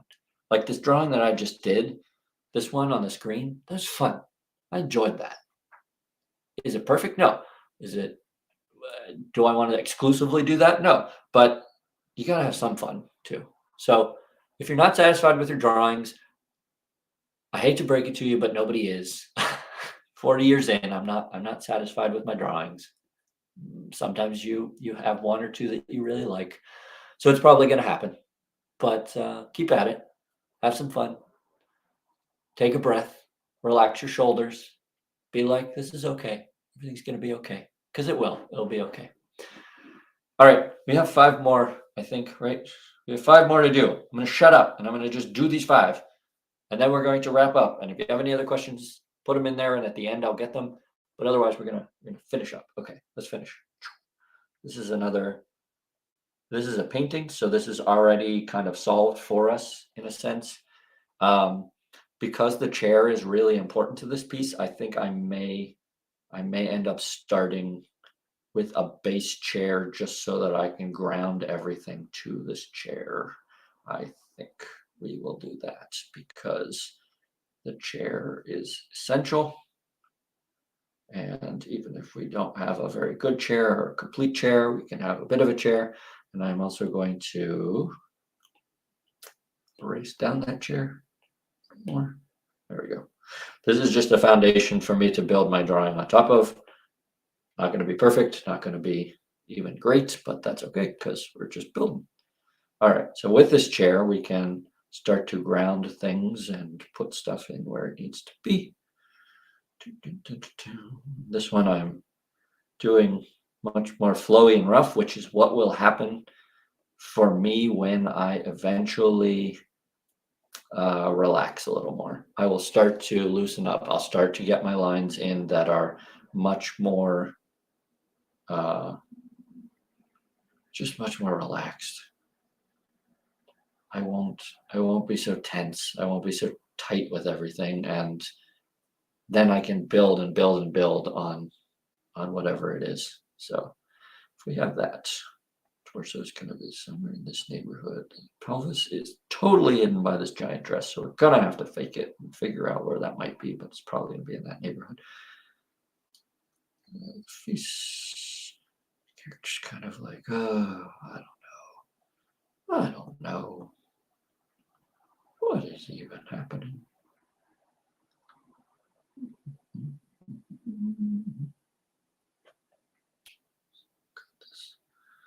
Armrest, another armrest over here with this hand.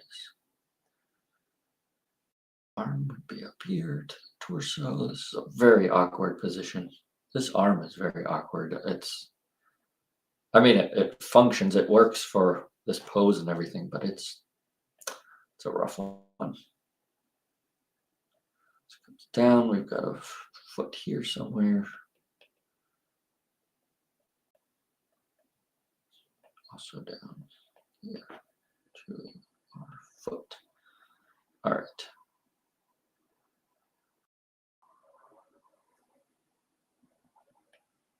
So because we've got all of these fluffy, heavy clothes, this one is going to be challenging, and this is when it really pays to know things like your anatomy and your proportions, because you'll be able to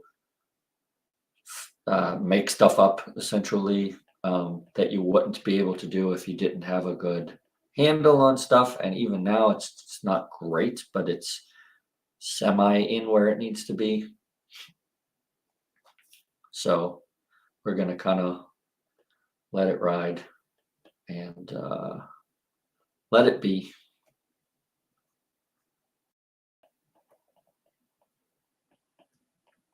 And I'm just kind of cleaning up this chair a little bit so that I can get an idea of where stuff is.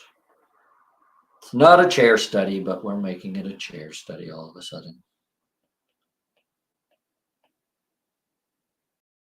These very cool legs that I will start by just doing that. And then because I think the shape is neat, let's add in the detail of that leg just for fun. Oh, see, so I need this to go further along and then this out. This goes there, and then you've got this fluffy dress that we can't see that part of the chair, but that's okay because it's close. Cool. All right, good enough. Wait, yeah, okay.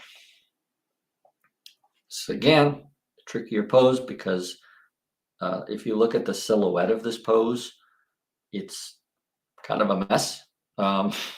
It's not clear. Whereas like if you look at the silhouette of this pose, it's very clear. So that will make it harder for us, but we'll do it anyway. This character's expression is a lot of fun, but we're not working on expressions. So I'm going to ignore it for now. Again, our line of action is rather dull. Just sitting there.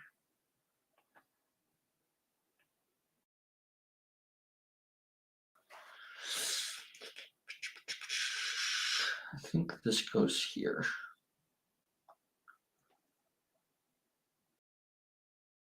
Does that go there? So these pants are high-waisted. I do not think that they're necessarily sitting exactly on her hips because I think her hips are down here more. And so that makes it tricky, right? Because we're getting confused by the clothing. So I'm pretty sure that we're looking at something like this for the pelvis, but I'm not 100% sure. Let's do that one. Right. Arm comes down, flat on the floor. That. Then we've got a leg that's coming out here to a knee, other foot.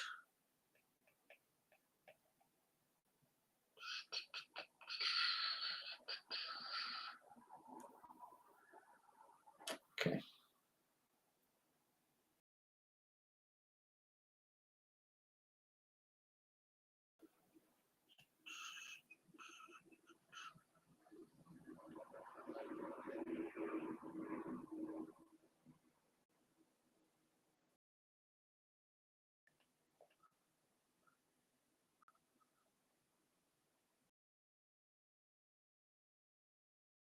All right.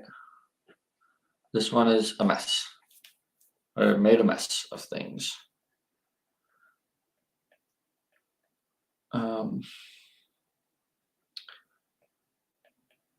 Yeah, this is a mess. That's okay. It happens. But this is a mess.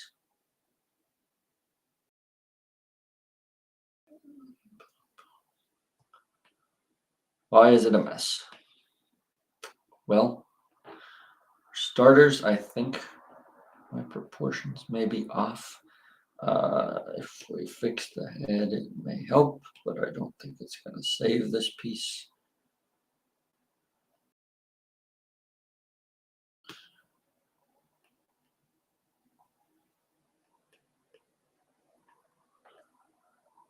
Yeah. Oh, I see. So this is off, which makes this off, which makes everything else off. So this is where things have started to go awry. Yeah, okay. I see where things went wrong here, and this is a mess. So I think what I'm going to do here is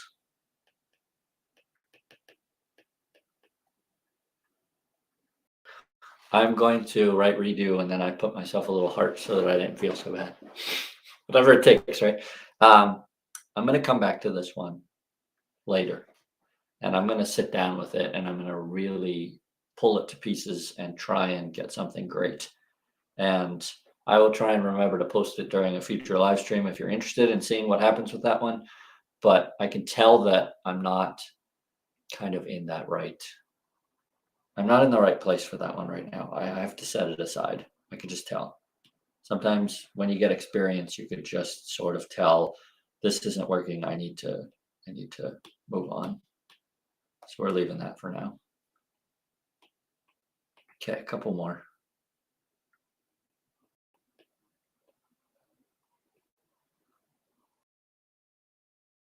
So interestingly on this one, basically our line of action or our main line is right in here. Let me change the color to lighter. Our main line is right in here, which is tricky because we have all this other bit over here, right? But what's grounding this kid is that, and then a little bit on this foot. But most of his weight is right there, which makes, it a little trickier. We pulled a bunch of tricky poses for this live stream. That's all right. So our torso is going to be in this neighborhood. And our neck comes in at torso there and comes around. All right. Our shoulders are kind of slanted. We've got this arm in the back, which comes down. Like the foreshortening here, you could see is pretty massive. So I have to make sure to capture that well. Otherwise, everything else about this is going to be a mess, even though it feels wrong to have that part of the arm be so small. But it's correct.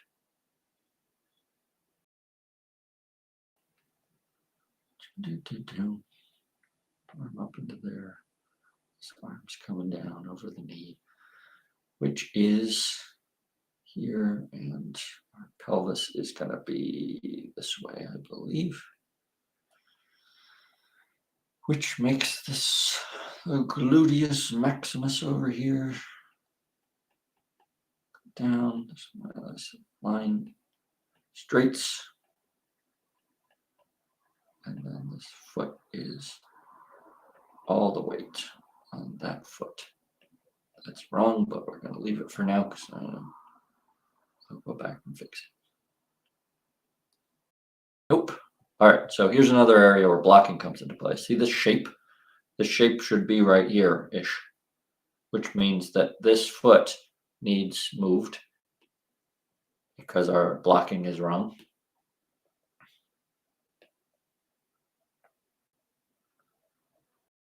Foot should be somewhere in that neighborhood, and then our other foot, which I was drawing too close, needs to come out to here, and that's where blocking really helps.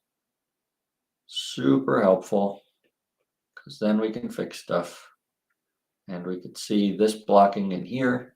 This needs to be here, which means that this stuff has to come out a little bit more, and we just keep correcting and we keep tweaking and fixing until we get what we should have had all along.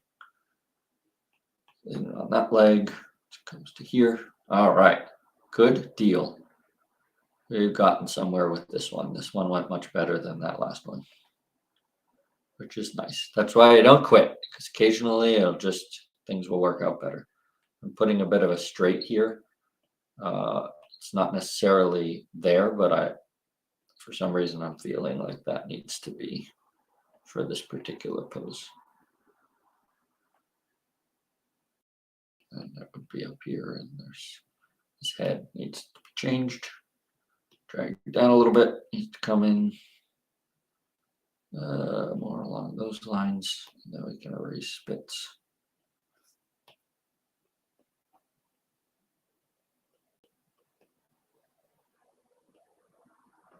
Okay, good deal. And then I'm going to, for this one, go in with just a hair of shading.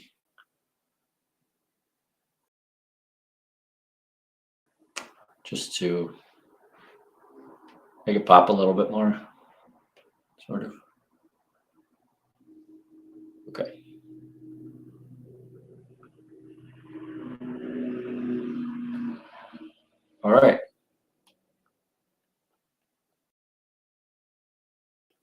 Done and done. So I like how that one turned out a lot better than some of these, or well, than this one, because that one was a mess.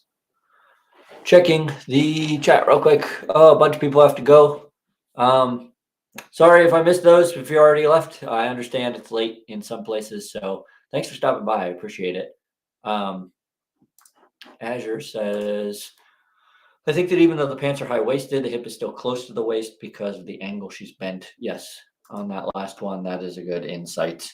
They're high-waisted, but the angle of the hips is such that it's still going to push up here with the hip bone.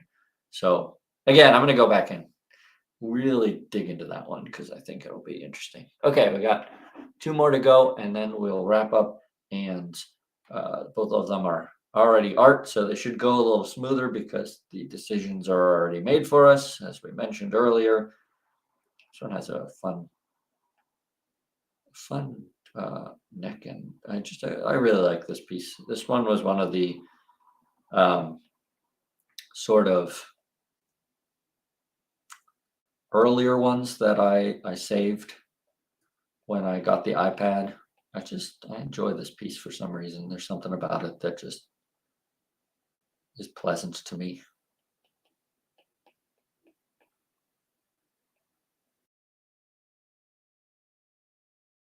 But you can see here, it's almost like I'm not even doing a gesture so much as I'm copying shapes because, again, all of the work has already been done. And so that's why you really don't want to just strictly do gestures from art because you're not going to get the same thing out of it. It's still useful. It's still useful. You should do it some of the time probably because you'll see what other artists chose to do, but it's not your choices anymore. You're not making your own decisions at this point, and that's not as good for you as an artist as making your own decisions. But that being said, sometimes you find art you really like and you want to see what the artist was thinking when they made it, and it could be a lot of fun. I'm messing up the head, but that's okay. So do it sometimes. Do studies from other art sometimes. It's what the masters all did too. But then go back and start working on your own stuff and what have you. Messed up the spacing there, but that's okay. Just gonna ignore it. All right. It's an interesting pose. Get rid of this line so that you can tell what's in front of what.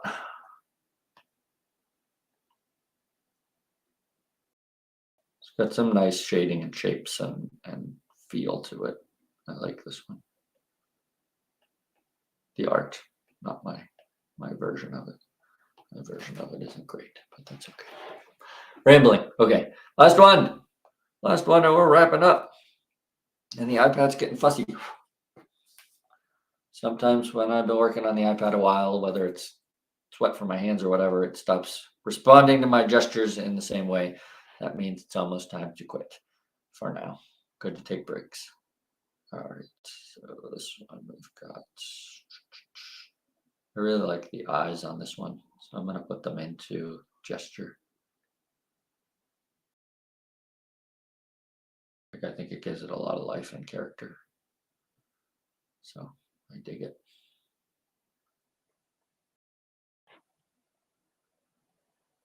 This torso is almost like a tube.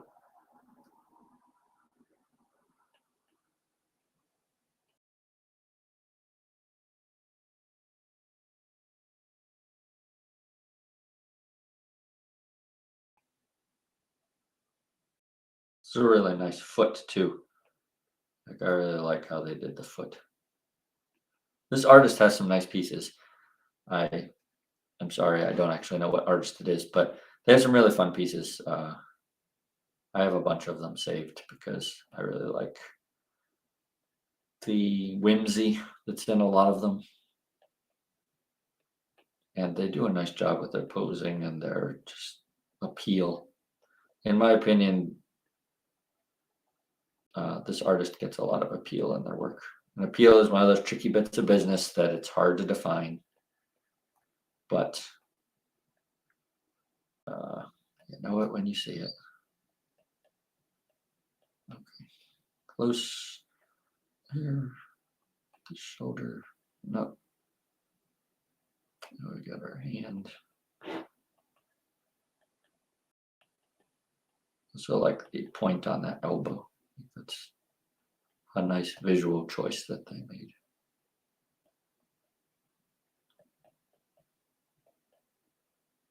There we go. All right.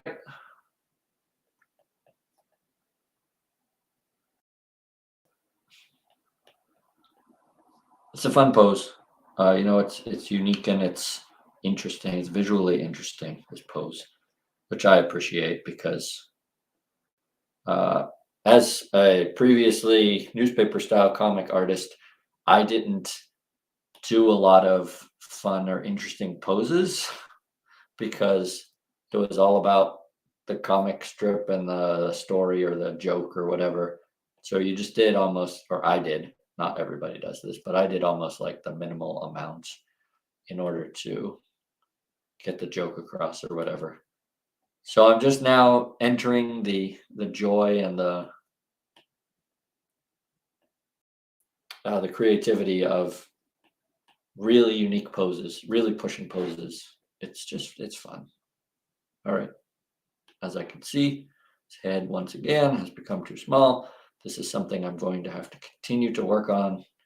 And I have to keep this in mind.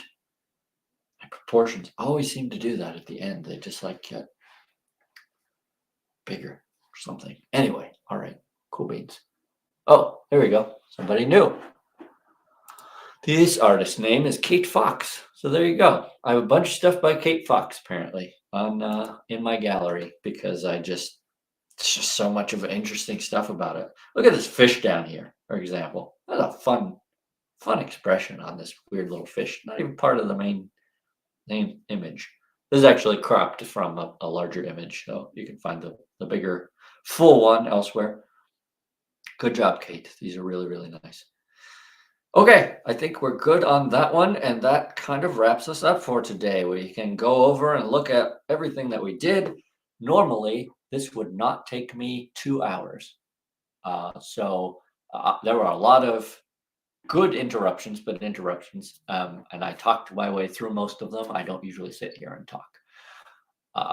But hopefully that helped and you gained some tips from this and we learned some things together and we at the very least got to practice. And that's important. So we're going to keep practicing. All right. That wraps up today. Let me tell you about what's coming down the pike.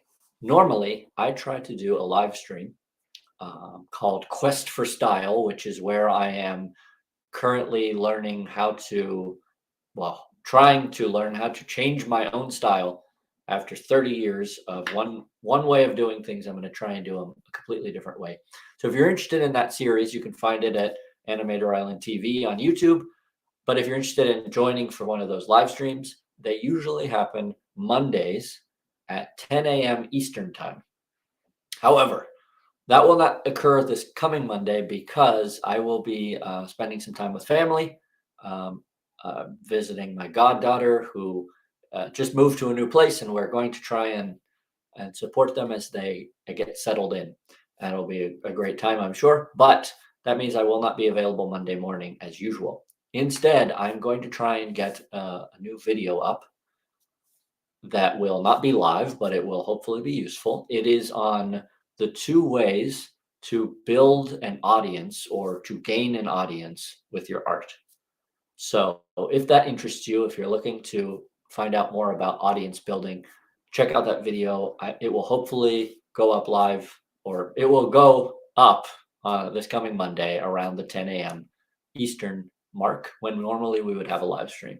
But there won't be a live stream this Monday. And then the hope is, if all goes well, the following Monday, there will be back to live streams and lectures and things like that at 10 a.m. Eastern on Monday. Ferdinand will also be doing some live streams coming up. I'm not exactly sure when. He's not exactly sure when because he's a busy guy. So they'll fit in when they can. If you want to be sure not to miss anything, I definitely recommend that you subscribe or whatever it is that you need to do to get that to happen. And then you'll get a notification. It'll pop up. And then last thing I would say, which he likes to conclude with, is we do have a group mentoring available on Patreon, and there is a 2D animation course over at Animator Island. So if you're interested in either of those things, definitely check them out. All the proceeds to like Patreon go to supporting Ferdinand and making him be able to do more content, which is great. So if you want to support him in that, that's a wonderful way to do it. And in general, we just appreciate you guys so much. Thank you for stopping by. Thank you for joining in these sort of live streams and these chats and these uh, experiences together. Uh, it's not the same when you're just talking to air. It's really nice to have you in the chat, and so I appreciate everybody who showed up and chatted and left comments and questions. And keep at it. In the meantime, that's it for today. So thank you for joining us, and we'll see you next time at the next live stream or video. Have a good one, everybody. Bye.